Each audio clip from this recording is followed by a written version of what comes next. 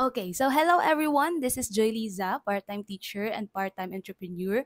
At sa video na to ay pag-uusapan natin kung ano nga ba ang isang bagay or isa or dalawang bagay na pumipigil sa'yo sa pag-unlad sa buhay.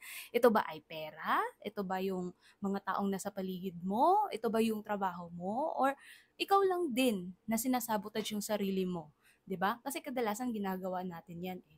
So sa araw na to, sasagutin natin yung dalawang katanungan. Number one, ano nga ba ang dalawang bagay na pumipigil sa'yo sa pag-unlad sa buhay? And number two, ano ba ang pwede mong gawin tungkol dito? Okay? So this topic is inspired or coming from the book of Robert Kiyosaki entitled Rich Dad, Poor Dad. Okay? Kasi gusto ko lang din i-educate ang sarili ko no, financially and to look at money in a different manner. Kasi nung bata pa ako, akala ko 'pag nakapagtapos ako ng college at makapaghanap ng trabaho, eh magkakaroon na ako ng financial freedom. Yun pala, according sa book, it is the biggest trap in our life. Okay? Again, ang paghahanap ng trabaho, ang pag-aaral at ang paghahanap ng trabaho is the life's biggest trap. Let's start with question number one. Ano nga ba ang dalawang bagay na pumipigil sa'yo sa pag-unlad sa buhay?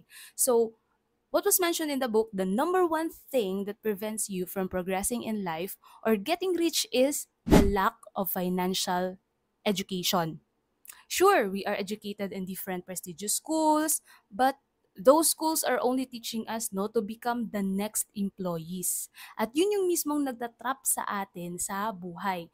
Kasi nga, na-condition na tayo sa loob pa lang ng paaralan that we need to work very hard or very smart academically in order to earn money.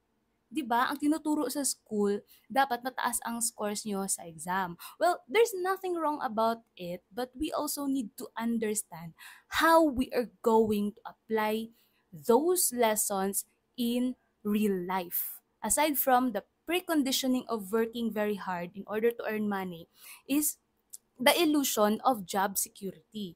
Is there such thing as job security?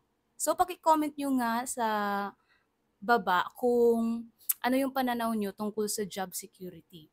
Okay? And the last thing that was mentioned by the book was the idea of working 45 years in order to get a pension.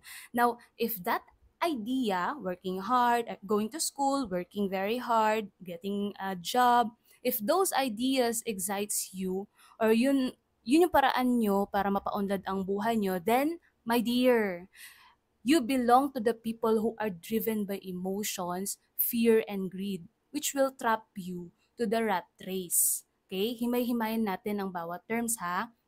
So, kung kanina na-mention ko na ang nag-iisang bagay na pumipigil sa atin sa pag-unlad sa buhay ay ang kakulangan sa financial education, kaya nakokontrol tayo ng dalawang emotions na fear and greed sa pagdedesisyon natin sa buhay. So how does fear and greed prevents us from getting rich? So first is fear. So we will tackle what it is about fear. So paano nga ba napipigilan ng fear ang pag-unlad natin sa buhay? So simple lang. Nakakaramdam tayo ng fear kapag nauubusan tayo ng pera. Kapag wala kang pera. Okay? Posible na irritable ka, mababa ang pasensya mo kasi wala kang pangbayad ng bills, lalo na kung ikaw yung breadwinner sa pamilya. At dahil sa takot mo na maubusan ng pera, mamomotivate ka ngayon na magtrabaho. And once na makuha mo na yung sahod mo, doon na ngayon magti-take over si greed. Okay? Now, greed, paano magti-take over si greed ngayon? So, of course, dahil sa natanggap mo na ang sahod mo, magti-take over ngayon si greed or what the book mentioned as desire na siyang magtutulak sa iyo para mag-isip kung anong magandang bilhin sa sahod mo. 'Di ba? Pag nakatanggap tayo ng sahod, ang iniisip kaagad natin, saan ko ba pwedeng i-treat ang sarili ko or kasi deserve ko to kaya bibili ako mamaya ng damit, ng bag, ng sapatos, so on and so forth. So, that cycle is continuous. Since hinayaan mo ngayon si fear and si greed na mag-take over sa decision making mo, matatrap ka ngayon sa isang paulit-ulit na pattern that was called by the author the rat race. Okay? So, i-define natin ngayon, ano ba ang rat race? So, according to the internet, rat race means an endless or pointless pursuit for money, power, or status. Meaning, people are trapped like a rat who's attempting to get that cheese no matter what. So as a human, we see money as a greatest reward because we could buy anything we want with it. 'Di ba? Totoo naman. Para rin siyang katulad sa theory ba ni Pavlov na I think alam ito ng mga education graduate. Para siyang kagaya doon sa theory ni Pavlov na classical conditioning that behaviors are learned by connecting a neutral stimulus with a positive one. So kung gusto nating bumili ng iPhone or kumain sa isang restaurant, kailangan nating maghanap ng pera. Okay? At ang pera ang nagiging neutral stimulus natin ngayon while ang mga bagay natin na gustong bilhin ang positive stimulus. Okay? But I don't know if that analogy fits the other. So, you may also contradict me by typing your explanations below. So, balik tayo sa rat race. Being trapped in the rat race means gigising ka sa umaga, magtatrabaho, pag nakasahod, magbabayad ng bills, and then repeat.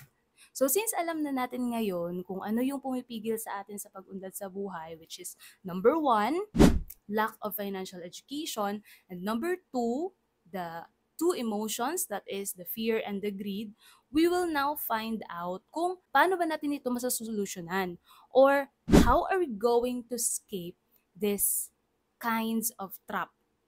Okay? So, ang solution na ibinigay sa lesson 1 ng Rich Dad Poor Dad is educate yourself. Because the main cause of poverty is ignorance. Di ba karamihan sa mga mahihirap dito sa Pilipinas, ang iniisip pag for example, pag nakatanggap ng 4-piece, kung saan igagastos ang pera, okay lang sana, no? Kung sa needs talaga napupunta. Kaso, doon napupunta sa wants. Ano ba yung mga wants ng mga Pilipino? Sa TikTok shop or sa Shopee, right?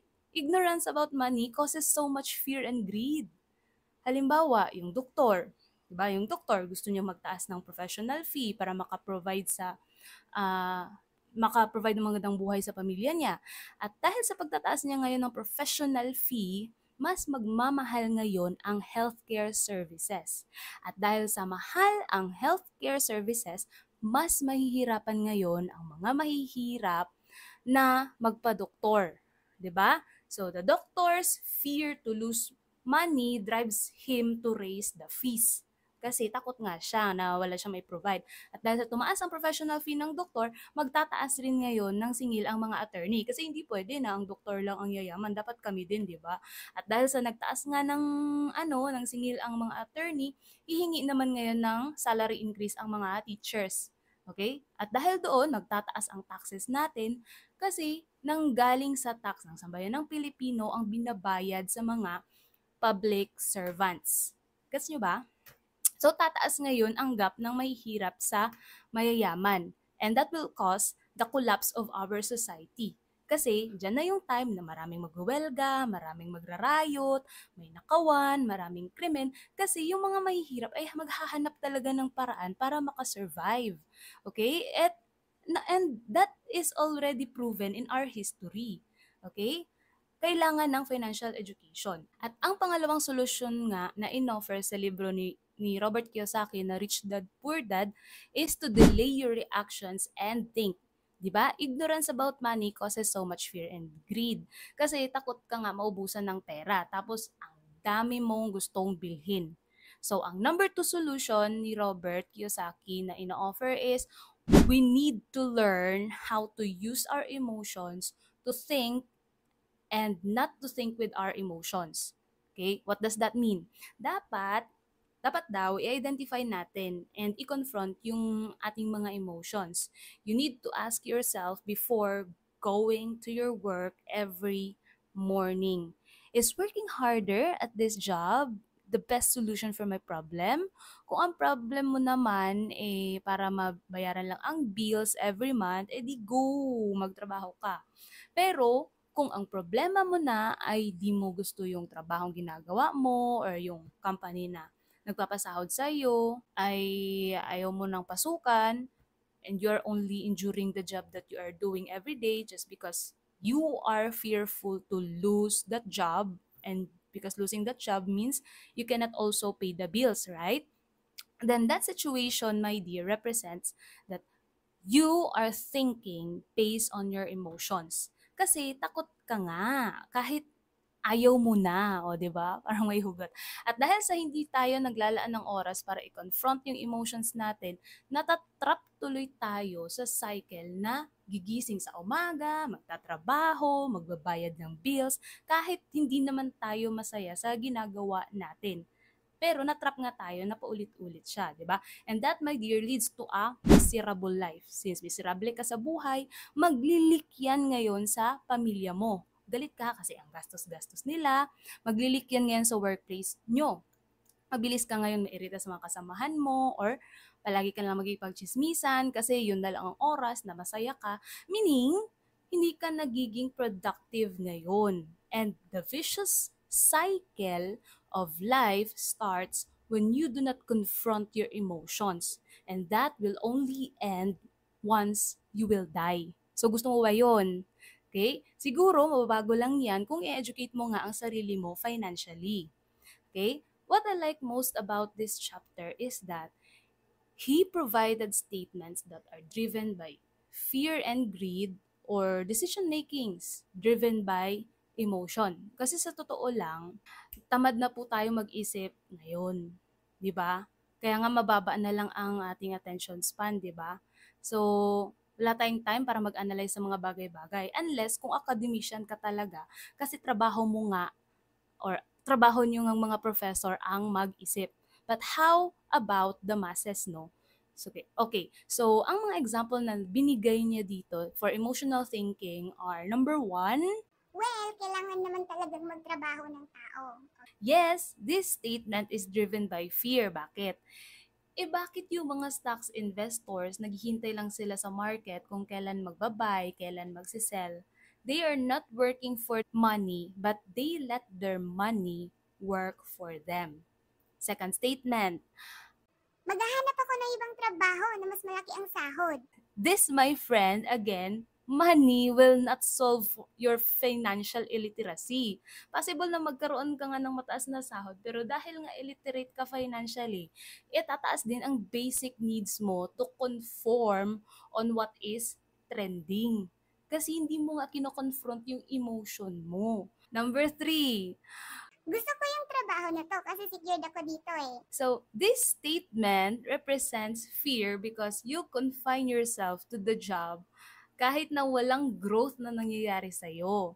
Okay lang sa'yo, no? Kahit yung employer mo yung mag-take over sa buhay mo kasi nga, takot ka na mawala ng trabaho. Takot ka na mali, takot ka na umabsent, takot ka na mabawasan ng sahod mo. So, meaning, it is still not secure because you are fearful of the possibility that you will get a negative evaluation. Diba? So, lahat ng naibigay na example ay nagpapakita lamang ng emotional thinking natin without us even knowing that it is becoming our reality. So, ano ba dapat ang ginagawa natin? Sige, confront ulit natin ang lesson 1 ng Rich Dad Poor Dad. So, we should be asking questions about each decision that we are making. Say, for example, asking questions like, will getting another job resolve my long-term problem? If I am poor right now, what am I doing that is keeping me poor?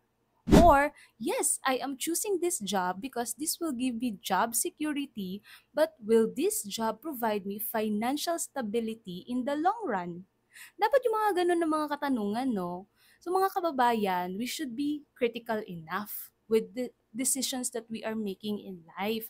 And we should stop blaming other people or the government for the life that we have right now. No, it is the right time to be responsible for your own sake, 'di ba? So punta lang tayo sa takeaway lessons. So for my takeaway lessons, I have 3 takeaway lessons here from the chapter 1 of Rich Dad Poor Dad. Number 1, having more money does not solve anything if your decision making is driven by fear and greed. You will climb up in the corporate ladder, you will gain extra money from your pay raise, and if your mindset is still the same, then you will still be trapped in the rat race. 'Di ba? Number 2, you should educate yourself financially. Walang makakanakaw niyan sa'yo, no? As long as alam mo lang kung paano i-apply yan sa buhay mo. And number 3, we should avoid emotional decisions. Isipin muna natin kung nagdidesisyon ba tayo base sa ating emotion or nagdidesisyon tayo base sa logical reasoning. Again, this is Joy Liza leaving you a message. Kung hindi ka kikilos ngayon, kailan pa?